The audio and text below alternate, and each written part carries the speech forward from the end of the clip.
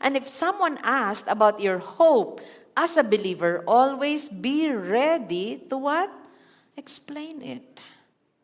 Kaya makinig tayo, mag-aral tayo, humingi tayo ng kapangyarihan from the Holy Spirit, hindi natin ikahiya ang salita ng Panginoon, handa tayo na sumagot kapag may nagtanong sa atin, who is your Savior and why?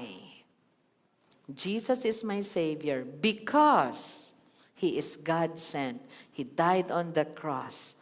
He was buried. He resurrected. He proved Himself. Okay? Nagpakita siya ng maraming proofs. He is alive. And He changed me.